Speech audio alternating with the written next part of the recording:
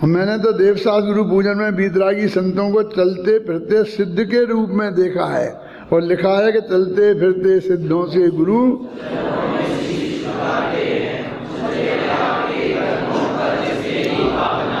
देखो धर्म धर्म कहा, अब सिद्ध कहा।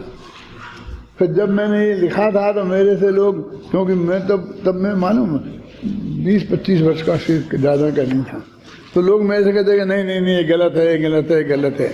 तो मैंने सिद्ध चक्र विधान में से 3-4 जगह से निकाल के ये बताया था कि देखो इसमें लिखा है क्या, सिद्ध किनको, मुनिराजों को सिद्ध लिखा है। क्या है, एक तो उसने अमृतन जी ने बोला था ना, मैं नमू साधु सम सिद्ध अकंप। हाँ, मैं नमू साधु सम सिद्ध अकंप विराजे।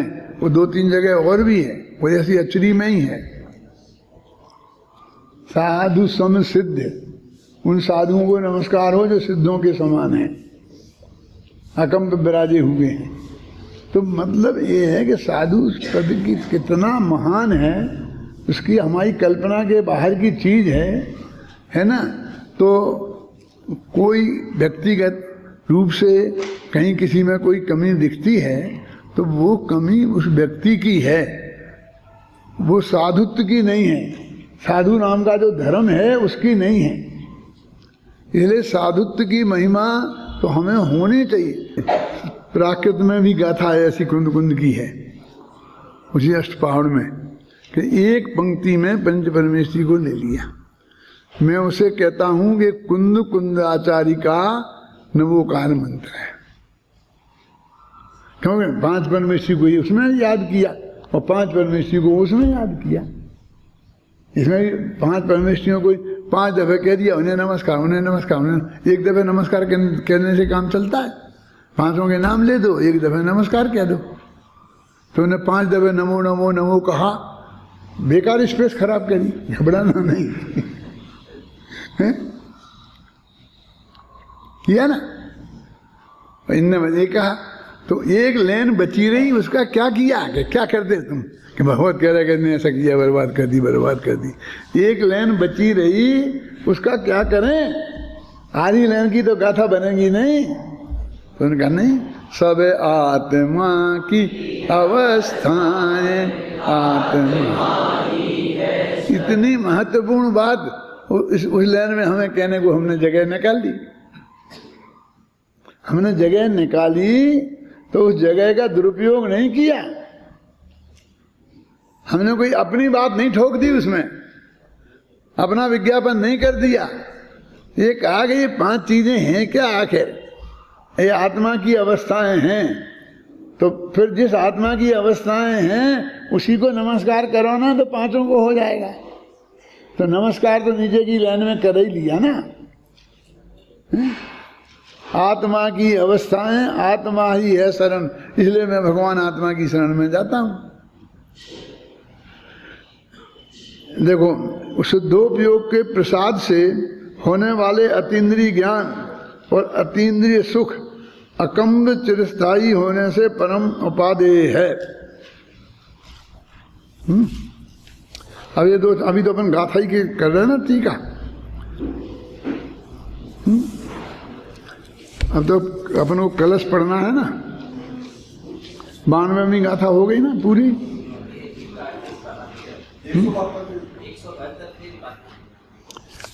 172 पद बाकी है जय, टीका बाकी है। जरा सोचो तो सही, जिन मुनिराजों को यहाँ साक्षात धर्म कहा है वे मुनिराज कैसे होंगे। जगत प्रपंच में उलझे, दंड फंद में पड़े, विकथाओं में रत, परम वीतरागता से विरत, वो धर्म है साक्षात। और अमृतचंद की टीका में है, अतः शुद्धोपयोग वो शुद्ध परिणति से परिणत मुनिराज ही धर्म है। शुद्धोपयोग और शुद्ध परिणति, ये क्यों लगाया साथ में परिणति का शांति जी?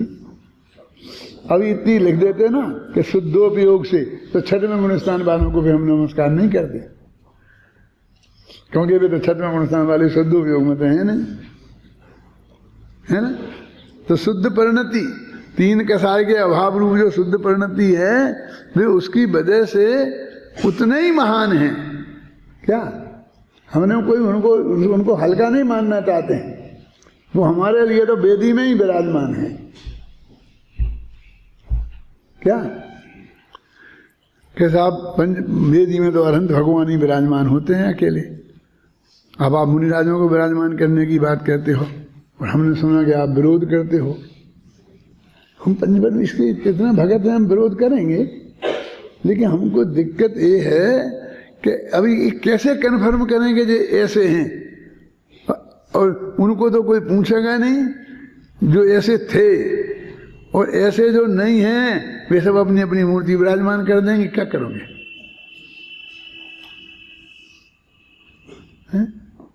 ऐसी स्थिति है। क्या हो रहा, मैं मुनिराजों की बात नहीं करता हूँ, लेकिन अपने मुंह में करता हूँ। मैं कलकत्ते में था और कलकत्ते में कोई अंत में दिन वो जुलूस निकलना था। मैं सच्ची घटना बता रहा हूँ मैं आपको, वो बन रही है टीवी पे जाएगी और सब कलकत्ता वाले देखेंगे, मैं जानता हूँ। तो फिर मैं कहता हूँ कि वहाँ बोली सो पहले गई कुंद की भगवान महावीर की तो मूर्ति विराजमान की थी रथ में, और कुंद की फोटो लेके और एक बग्गी में बैठेगा तो उनकी बोली हुई 15,000 में गए। फिर स्वामी जी की हुई वो 50,000 में। मुझे आग तो लग गई, लेकिन मैं दबाए रखा। फिर डेंसरी की हुई, फिर लाख के ऊपर ही नहीं तुम्हें। तो मैं तो बोल पड़ा, मैं भरी सभा में 1 घंटे व्याख्यान दिया। ये क्या है? जिन कुंद की इतनी भक्ति गुरुदेव के हृदय में थी, वो विवेक तो कुछ हमें रखना चाहिए ना कुछ। मैं ये नहीं कहता हूं लगाओ जिसको सब बात हो, है ना। ये बहुत मैंने विरोध सब जगह पहुंच गई, सोनगढ़ पहुंच, फिर वो मर्यादा नहीं रहेगी कहीं, है। देखो कहाँ पढ़ रहे हैं अपन? हाँ पढ़ रहे थे, हाँ। सर्वांत में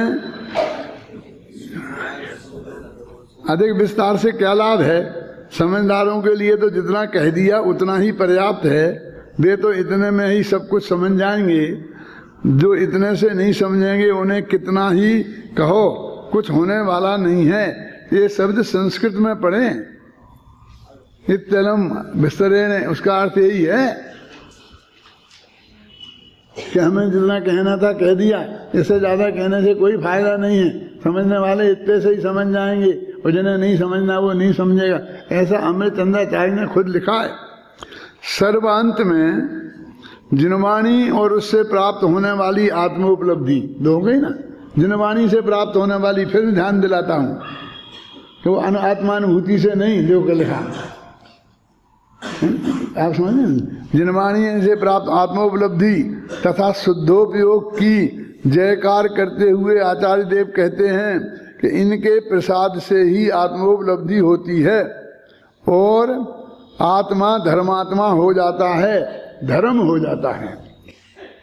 इसलिए हम सबका यही कर्तव्य है कि हम सब आगम का अभ्यास करें, जिससे हम सबको भी आत्मोपलब्धि और शुद्धोपयोग प्राप्त हो और हम भी धर्ममय हो जावें, धर्मात्मा हो जावें। कहने है ना। आचार्य अमृतचंद्र कृत तत्व प्रदीप का टीका में इसके बाद मंदाक्रांता छंद, 2 मंदाक्रांता छंद प्राप्त होते हैं। आवश्यक है, वो तो सब ज्ञान तत्व प्रज्ञापन में ही उनने समझा दिया है। जो बातें यहाँ समझाई जाएंगी वो सब ज्ञान तत्व प्रज्ञापन में कही गई बातों का ही विस्तार होगा। इसका देखो निकालो अपन ने। वैसे तो बहुत बातें अपन बता चुके हैं, फिर भी इसे पढ़ना चाहता हूँ मैं, क्योंकि जिसमें जो बातें और विशेष हैं इस अधिकार को आरंभ करने के पहले बताना जरूरी, उनको अपन पढ़ेंगे। पहले दोहा है, सोहा छोटा है। सभी द्रव्य हैं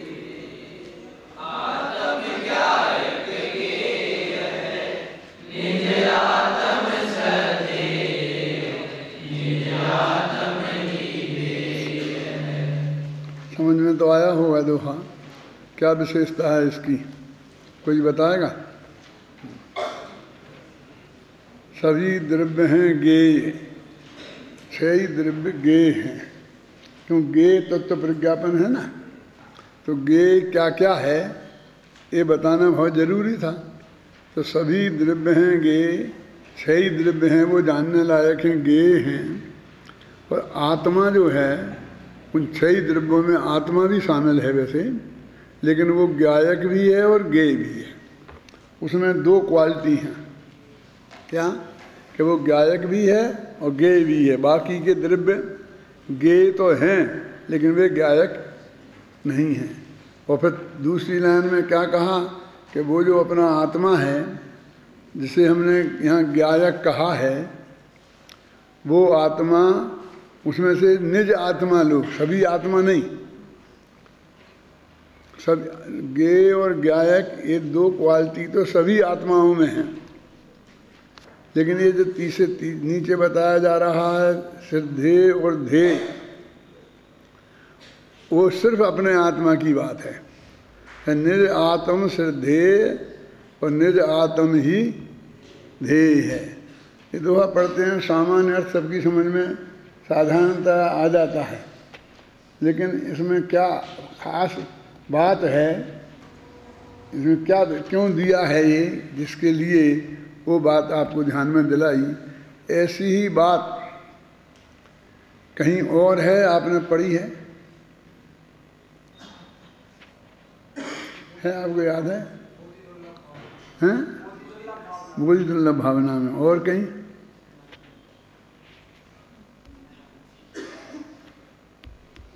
संवर भावना में देखो, आप पढ़ो जरा संवर भावना।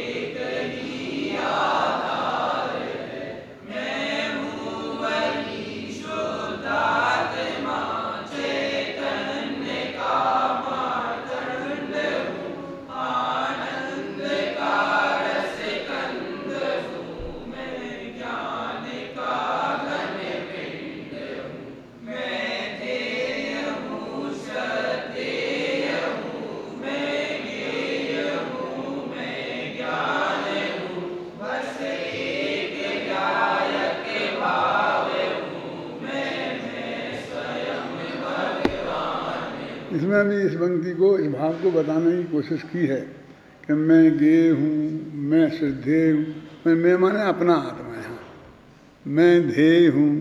बोधि दुर्लभ भावना में भी कहा होगा, पढ़ना वो बोधि दुर्लभ भावना में क्या है।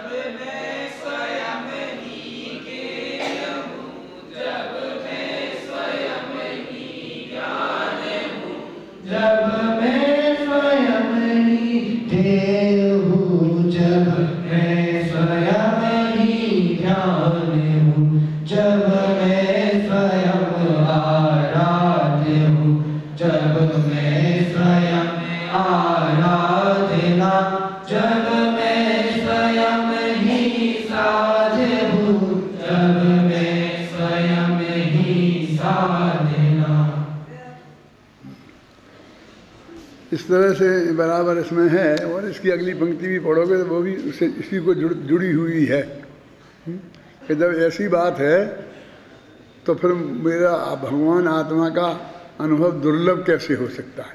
ये बात और है ना, अगली पंक्ति में पढ़ो। जब जानना पहचानना निज साधना आराधना ही बोधि है तो सुलभ ही है बोधि की आराधना निज तत्व को पहचानना ही भावना का सार है ध्रुव धाम की आराधना आराधना का सार है। जब सब स्वयं में ही है, काल से आज तक तूने नहीं किया तो नहीं होगा, अनंत काल तक नहीं करेगा तो फिर भी नहीं होगा। माने जब भी आत्मा का अनुभव होगा वो पुरुषार्थ पूर्वक ही होगा, उसकी विधि जो आगम में है, मतलब चाहे क्रमत पर्याय में भी नक्की होगा तभी होगा, लेकिन वो सब प्रक्रिया पूरी होगी। ऐसा नहीं है कि वो क्रमत पर्याय में नक्की है, अब कुछ करने की जरूरत नहीं है, कुछ होने की जरूरत नहीं है और सब अपने आप हो जाएगा। मतलब फिर क्या हम कोशिश करें ना, कि कोशिश तुम क्या करोगे, वो कोशिश भी नक्की है। जब तुम्हें होना होगा तो तुम्हारी बुद्धि ऐसी उल्टी नहीं चलेगी, तुम्हारी बुद्धि भी सहज ही उसी तरफ चलेगी और पांचों समवाय सहज ही उसमें उपस्थित होंगे। तो इस तरह ये सभी द्रव्य हैं गेय, आत्म ज्ञायक गेय है, निज आत्म श्रद्धेय, निज आत्म ही ध्येय है। यह तो आपको विदित ही है कि इस अधिकार का गेय तत्व प्रज्ञापन महाधिकार यह नाम आचार्य अमृतचंद्र देव ने दिया है, जो तत्व प्रदीपिका की टीका में उपलब्ध होता है।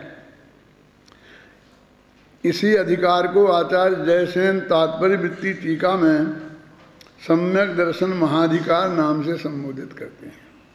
अब इसमें यह भी एक बहुत मार्मिक बात है कि सम्यक दर्शन अधिकार वो कहते हैं, मतलब वे जैसे जाने दो, लेकिन इसमें सम्यक दर्शन जैसी की बात तो क्या है। अब हम तो पीछे ही पढ़ के आ रहे हैं कि सम्यक दर्शन कैसे होता है, दीर्घ मोह क्षय हो इसलिए स्वाध्याय करना चाहिए, और वो जो जाना दी अरहंतम दब्बत गुणत पद्यत्यम, तो मोह का दीर्घ मोह क्षय को प्राप्त हो जाता है। ये सब दीर्घ मोह क्षय की सम्यक दर्शन की प्राप्ति की बात तो पहले ही से चले आ रही है। इसको वे क्यों विशिष्ट करके सम्यक दर्शन अधिकार कहते हैं, और वो उसको ज्ञान अधिकार कहते हैं, पहले को उसको सम्यक ज्ञानाधिकार कहते हैं। वो समझे ना उसको। तो जब वो एक कहते हैं तो इस बात पर उनका बहुत वजन है कि जो तत्व ज्ञान यहाँ बताया जा रहा है जय द्रव्यों के बारे में और वस्तु के बारे में, ज्ञेय तत्व के बारे में, उसके बिना भी सम्यक दर्शन नहीं होगा। तुम ऐसा समझते हो कि बस मैं तो अपना त्रिकाली तो भगवान आत्मा को जान लूँगा ना, अगर उसी के जानने से काम हो जाता है तो फिर इन बाकी के इन बातों में मैं चक्कर में क्यों पड़ूं। कि जब कोई झंडारोहण करता है तो झंडा तो किसी शिखर पे ही चढ़ता है ना, है? तो वो ये समझ ले कि मैं झंडा कहीं ऐसा यहाँ गाड़ के ऐसे कर दूंगा तो थोड़ी, उसके पहले शिखर बनाना पड़ेगा, शिखर के पहले मंदिर बनाना पड़ेगा, मंदिर के पहले उसकी नींव डालनी पड़ेगी। वो सारी प्रक्रिया वो झंडारोहण में अपने आप इंक्लूड है कि नहीं है। माने अकेले आत्मा के अनुभव से सम्यक दर्शन हो जाएगा ये बात तो सही है,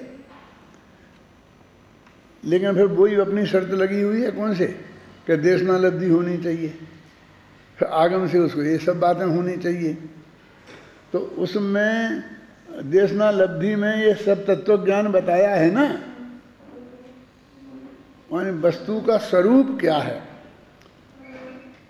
क्योंकि ये सारे जगत में इसे भगवान ने बनाया है, एक ही जवाब है, चाहे हिंदू हो, चाहे मुसलमान हो, चाहे ईसाई हो, भगवान ने बनाया है, भगवान ने बनाया है।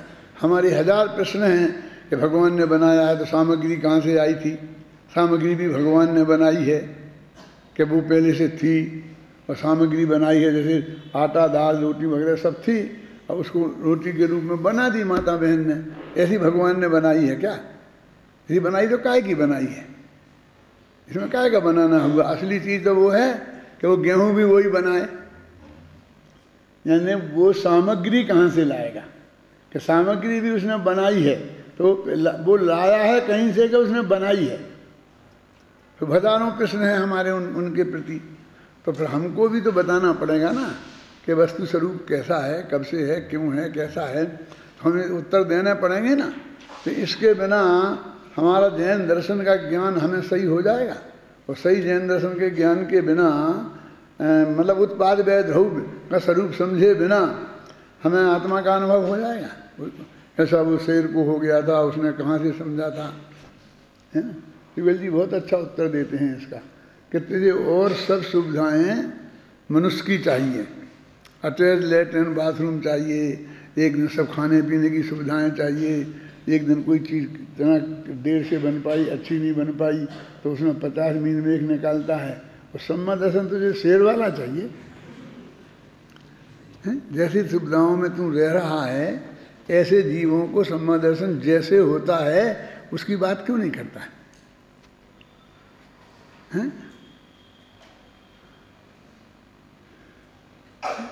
मेरे कहने का मतलब है वो ये बहुत अच्छा जवाब है उनका। आप लोगों ने सुना था उनका उनसे मुख से कभी कि इसको सम्मा दर्शन शेर का चाहिए।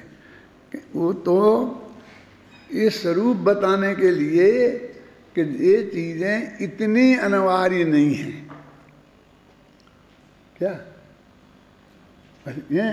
लेकिन ये बाद में नहीं आएंगी, समझ में आएंगी नहीं, और मोक्ष में चला जाएगा और समझ में आएंगी ही नहीं, और फिर वो अपने मोक्ष में आराम से सुख से रहेगा, ऐसा नहीं है।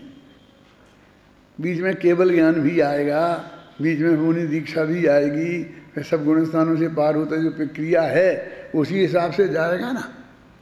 तो जहाँ तक शेर ने क्या पुरुषार्थ किया था, वो तो अपने पेट भरने का पुरुषार्थ कर रहा था। मेरे कहने का वो तो ये अंतर्मुहूर्त पहले उसकी क्या पोजीशन थी, तो हम भी ऐसा सम्मर्शन होने के पहले अंतर्मुहूर्त पहले तक वैसे बने रहना चाहते हैं। क्यों कि सम्मदर्शन भी नहीं हो गए तो उसके पहले भी हम शुद्ध सात्विक सज्जनोत्तम पुरुष बनना चाहते हैं ना, बनना चाहिए ना, हैं। ऐसी बात मतलब वो उदाहरण है, वो जिस प्रयोजन से दिया गया है वो अपना प्रयोजन सही है, और वो बात भी सही है, क्योंकि वहाँ ऐसी शेर की पर्याय में ऐसी बात हुई थी महावीर के साथ, वो घटना भी गलत नहीं है।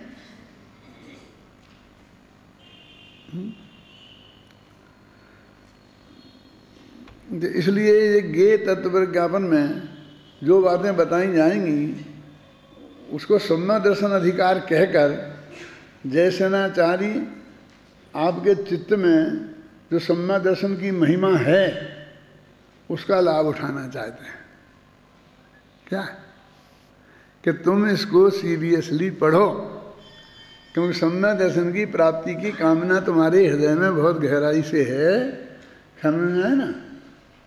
और वो आगम को पढ़कर तुम्हारे गुरुओं के मुख से सुनकर उनने तुम्हें सम्मा दर्शन की महिमा बताई, तो जिससे तुम्हारे हृदय में पैदा हुई।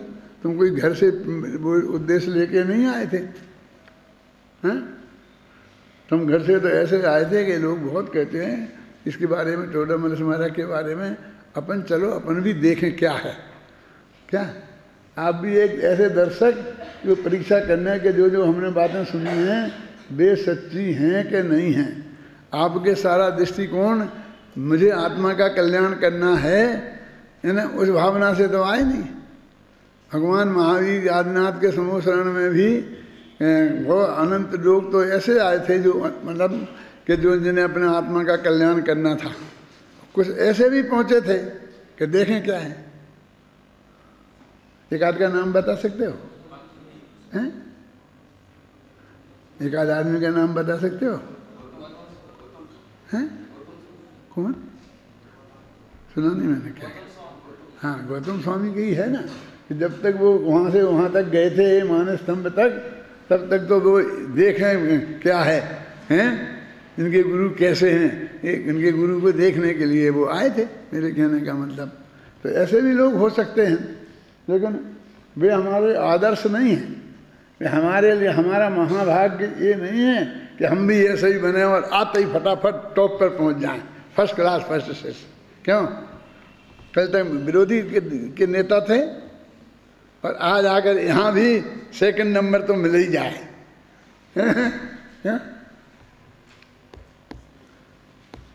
क्यों ऐसे बनना है हमको कि नहीं? हमको तो जितने जल्दी जितना तत्व ज्ञान प्राप्त हो जाए, सम्मा दर्शन के बहुत पहले प्राप्त हो जाए, संयम के बहुत पहले प्राप्त हो जाए, तो हमें क्या खराबी? हम उसके प्रति ऐसी अरुचि नहीं रखें। ये बात करी जा रही है। सम्मा दर्शन अधिकार नाम से संबोधित किया। यह भी पहले बताया जा चुका है कि आचार्य कुंद ने प्रवचनसार को अधिकारों में विभक्त नहीं किया है। अब इस बात को जानने के लिए आप ज्ञान तत्व प्रज्ञापन की अंतिम गाथा और ज्ञेय तत्व प्रज्ञापन की पहली गाथा, और उन दोनों को क्रम से आपस में मिलाओ तो आपको अंदाजा लग जाएगा कि उन्होंने ऐसा यहाँ से तोड़ेंगे हमारे इस ग्रंथ को, उन्होंने नहीं सोचा होगा। पढ़ो अंतिम गाथा और फिर पहली, उसकी अंतिम, इसकी पहली।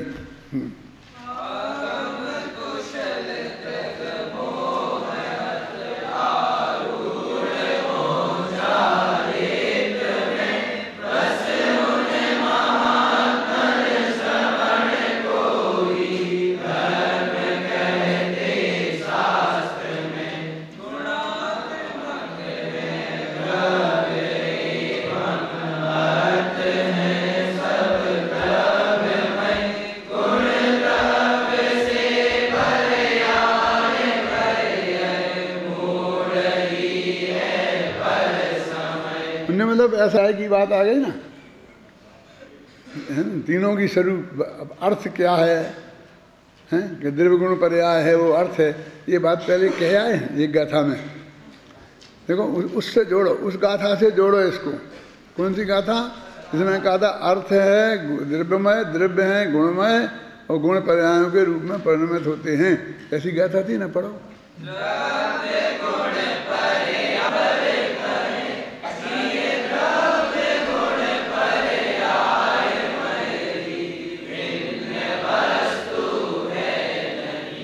ये जो, और एक मतलब जिसे अपन बोलते हैं पढ़ना कोरा, अंग्रेजी में भी दो शब्द हैं, एक स्टडी और एक रीडिंग। यूनिवर्सिटी के कोर्स में भी ये सिलेबस में है और ये रैपिड रीडिंग है।